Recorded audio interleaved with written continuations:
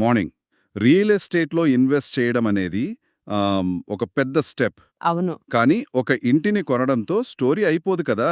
అసలు ఛాలెంజ్ అక్కడే మొదలవుతుంది. కరెక్ట్. ఇన్వెస్ట్మెంట్ చేసిన తర్వాత ఆ ప్రాపర్టీ వాల్యూని పెంచడానికి ఏం చెయ్యాలి? అంతా పగలకొట్టి కొత్తగా కట్టాలా? ఫుల్గా రెనోవేషన్ చేసి డబ్బులంతా ఖర్చు పెట్టాలా? లేదా ఏమైనా స్మార్ట్ వే ఉందా? నమస్కారం. ఈరోజు మనం చర్చ చేసే విషయం అదే. పెద్ద పెద్ద లక్షలు ఖర్చు పెట్టే రెనోవేషన్స్కి బదులు తక్కువ బడ్జెట్లో చేసే కొన్ని స్ట్రాటజిక్ అప్గ్రేడ్స్తో ఓకే, ఎక్కువ లాభం అంటే return on investment or ROI ఎలా సాధించవచ్చో చూద్దాం. పర్ఫెక్ట్. మనకి ద కపుల్ స్టేట్ అనే ఒక రియల్ ఎస్టేట్ గ్రూప్ నుంచి ఒక డీటెయిల్డ్ అనాలిసిస్ వచ్చింది. దానిలో స్పెసిఫిక్గా కెనడాలో ఉన్న క్యాల్గరీ మార్కెట్లో ఏ అప్గ్రేడ్స్ చేస్తే హైయెస్ట్ ROI వస్తుందో ఒక బార్ చార్ట్తో సహా లిస్ట్ చేశారు. Interesting. So let's unpack this. ఈ ఐడియాస్ అనేవి క్యాల్గరీ గురించైనా ఆ ప్రిన్సిపల్ మాత్రం ఎక్కడైనా అప్లై చేయొచ్చు అనిపిస్తుంది. అబ్సల్యూట్లీ. ఈ డాక్యుమెంట్లో నన్ను ఫస్ట్ అట్రాక్ట్ చేసిన పాయింట్ ఏంటంటే ఫుల్ స్కేల్ రెనోవేషన్ అనేది చాలాసార్లు ఒక ఫైనాన్షియల్ డిజాస్టర్ అవుతుంది అని చెప్పడం. చాలామంది అనుకుంటారు అంత కొత్తగా చేస్తే ఎక్కువ రేట్ వస్తుంది అని. నిజమే, అది ఒక కామన్ మిస్కన్సెప్షన్. కానీ బడ్జెట్ పెరిగి టైం వేస్ట్ అయి అనుకున్న ప్రాఫిట్స్ రావు. చాలామంది ఫేస్ చేసే ఫ్రస్ట్రేషన్ ఇది కదా. What's fascinating here is the core philosophy they propose. High impact, low waste upgrades. High impact low waste అంటే అనవసరమైన డెమొలిషన్ లేకుండా ఏ అప్గ్రేడ్స్ అయితే వాల్యూని ఎక్కువగా యాడ్ చేస్తాయో వాటి మీద మాత్రమే ఫోకస్ చేయడం. Okay. It's about being strategic, not just spending money. మనం పెట్టే ప్రతి డాలర్కి మనకి ఎంత రిటర్న్ వస్తుంది అనేది క్యాల్కులేట్ చేసుకోవాలి. అంటే ఒక సర్జన్ లాగా ప్రాబ్లం ఎక్కడ ఉందో అక్కడే ఆపరేట్ చేయాలి. అంత బాడీని ఓపెన్ చేయకూడదు అంటారు. బాగా చెప్పారు. కరెక్ట్.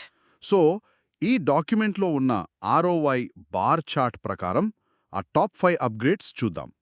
లిస్ట్లో నంబర్ 1 పొజిషన్లో ఉన్న అప్గ్రేడ్కి 100% కన్నా ఎక్కువ ROI ఉంది అని చెప్తున్నారు. వావ్. హయ్యెస్ట్ రిటర్న్ ఇచ్చేది లీగల్ బేస్మెంట్ స్వీట్. అంటే సిటీ నుంచి ప్రాపర్ పర్మిషన్స్ తీసుకుని బేస్మెంట్లో ఒక సెపరేట్ రెంటల్ యూనిట్ తయారు చేయడం. ఎస్, ఇది చాలా పెద్ద విషయం అండ్ అందుకే నంబర్ 1లో ఉంది. చూడండి, if we connect this to the bigger picture, ఇది జస్ట్ ఒక రూమ్ యాడ్ చేయడం లాంటిది కాదు. Okay. You are fundamentally changing the financial nature of the property. ఒక ఇంటిని అసెట్గా మార్చుతున్నారు. You are creating a new income stream. Okay, యాసెట్గా మార్చడం అన్నారు. అది కొంచెం వివరించండి. అంటే జస్ట్ రెంట్ వస్తుంది అనేనా, లేక ఇంకా ఏమైనా ఉందా?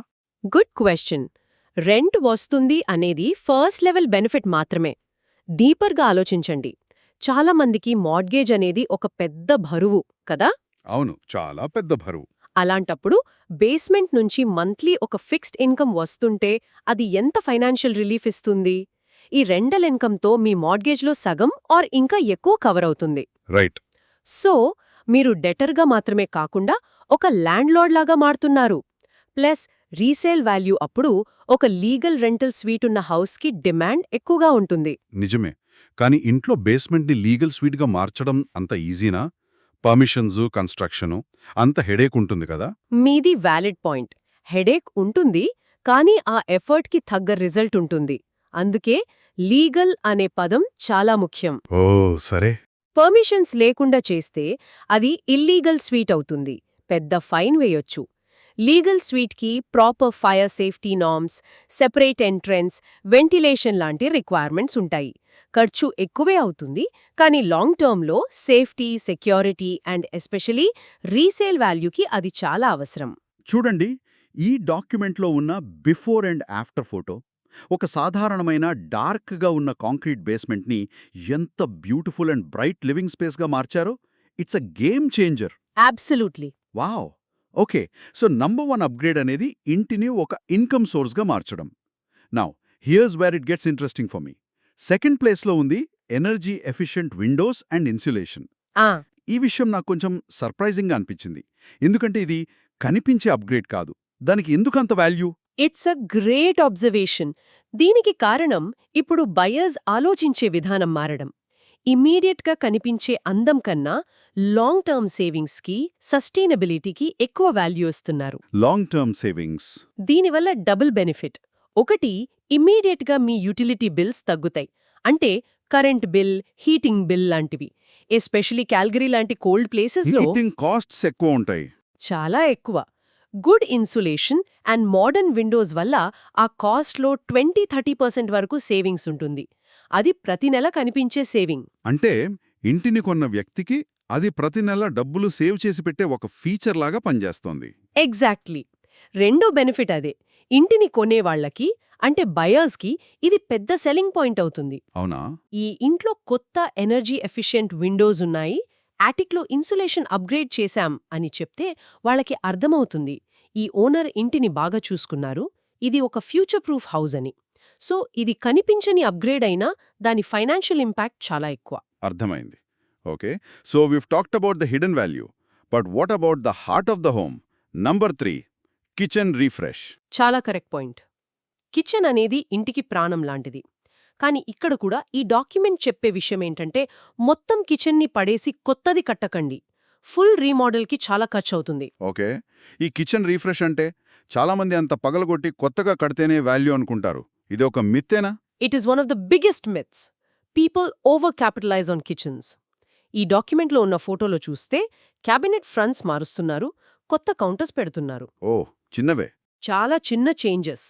ఫర్ ఎగ్జాంపుల్, పాత డార్క్ వుడ్ క్యాబినెట్స్ని ఒక light colour, maybe white or grey paint చేస్తే చాలు కిచెన్ అంత పెద్దగా, బ్రైట్గా కనిపిస్తుంది.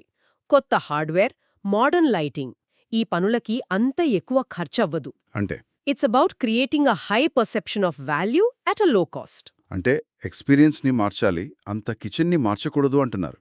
ఏ new feel is more important than a new kitchen. That's a great insight. Perfect. Okay, ఇక 4th, ఈ విషయం నాకు పర్సనల్గా ఇష్టమైనది, because I'm a bit of a tech guy. Smart home features. Yes. అంటే smart thermostats, lighting, security systems. ఈ ఫోటోలో చూస్తే ఎంత మోడర్న్ అండ్ కన్వీనియంట్గా కనిపిస్తున్నాయో. Yes. And this raises an important question. ఇది అవసరమా లేక లగ్జరీనా? ఒకప్పుడు ఇది డెఫినెట్గా లగ్జరీ, కానీ ఇప్పుడు స్టాండర్డ్ అయిపోతుంది. కరెక్ట్, ఒక స్టాండర్డ్ ఎక్స్పెక్టేషన్ అయిపోతుంది, ఎస్పెషల్లీ యంగర్ బాయర్స్లో. వీటి కాస్ట్ కూడా చాలా తగ్గింది. నాకెప్పుడు ఒక డౌట్ ఉంటుంది. ఈ స్మార్ట్ హోమ్ ఫీచర్స్ ఇప్పుడు కొత్తగా ఉండొచ్చు, కానీ ఒక 5 yearsలో ఈ టెక్నాలజీ అంతా అవుట్డేటెడ్ అయిపోతుందేమో కదా. అప్పుడు ఇది ఇన్వెస్ట్మెంట్ లాగా కాకుండా ఒక లయబిలిటీ లాగా మారుతుందా? That's a very practical concern. అందుకే ఈ డాక్యుమెంట్ కూడా సజెస్ట్ చేసేదేంటంటే basic and useful smart features మీద ఇన్వెస్ట్ చేయండి. For example a Nest or Ecobee thermostat. అది కన్వీనియన్స్ మాత్రమే కాదు, మీ హీటింగ్ అండ్ కూలింగ్ బిల్స్ కూడా తగ్గిస్తుంది. Smart locks, security cameras, safety and peace of mind ఇస్తాయి. ఈ బేసిక్ ఫీచర్స్ ఎప్పటికీ యూస్ఫుల్గా ఉంటాయి. So stick to the basics. ఒక బయర్ 2 ఇంట్లని కంపేర్ చేస్తున్నప్పుడు ఇది ఒక టైబ్రేకర్ అవుతుంది. Make sense. ఇక ఫైనలీ నంబర్ 5. ఈ విషయం అంత పెద్దది కాకపోవచ్చు, కానీ చాలా ఇంపార్టెంట్ అనిపిస్తుంది. Curb appeal. అవును. అంటే ఇంటిని బయట నుంచి చూసినప్పుడు వచ్చే ఫస్ట్ ఇంప్రెషన్. నేను చెప్తాను, ఇది చాలా మంది ఆలింగనం చేసుకోలేని విషయం, చాలా అండర్ రేటెడ్. ఒక బయ్యర్ ఇంటిని ఆన్లైన్లో చూసినప్పుడు లేదా డ్రైవ్ చేసుకుంటూ వచ్చినప్పుడు ఆ ఫస్ట్ 30 seconds చాలా ముఖ్యం. బయట అంతా పాతగా, అన్కేర్డ్గా ఉంటే లోపలెంత బాగున్నా ఆ ఫస్ట్ ఫీలింగ్, ఆ నెగటివ్ ఫీలింగ్ పోవడానికి టైం పడుతుంది. It's human psychology. కానీ అది జస్ట్ కాస్మెటిక్ కదా. అనుభవం ఉన్న బయ్యర్స్ దీని వెనకాల చూస్తారు కదా. జస్ట్ బయట పెయింట్ వేసినందుకు ఎక్కువ డబ్బులిస్తారా? మీరు అనుకున్నట్టు అంత సింపుల్గా ఉండదు. చూడండి, ఒక ఇంటిని అమ్మడమంటే ఒక ప్రోడక్ట్ని అమ్మడమే కాదు, ఒక డ్రీమ్ని, ఒక ఫీలింగ్ని అమ్మడం. బయట చూడగానే ఇంటికొక పాజిటివ్, వెల్కమింగ్ ఫీలింగ్ రావాలి. వావ్, ఈ ఇల్లెంత బాగుందో అనే feeling. Plans, clean pathway, main డోర్కి ఒక ఫ్రెష్ కోట్ ఆఫ్ పెయింట్. ఈ చిన్న అప్గ్రేడ్స్తో ఆ వావ్ ఫ్యాక్టర్ క్రియేట్ చేయొచ్చు. So what does this all mean?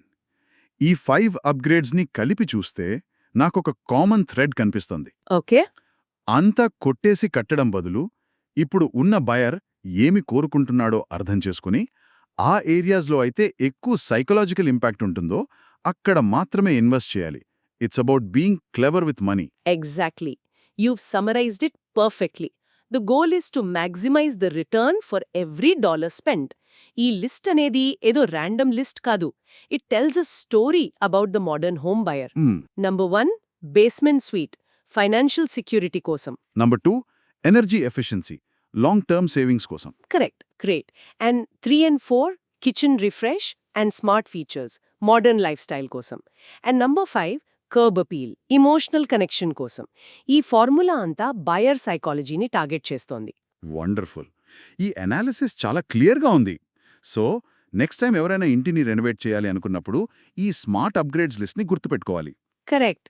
And one final thought, ఈ లిస్ట్ అనేది క్యాల్గరీ మార్కెట్కి స్పెసిఫిక్గా ఉండొచ్చు, అది మనం గుర్తుపెట్టుకోవాలి. Right. But the underlying principle is universal.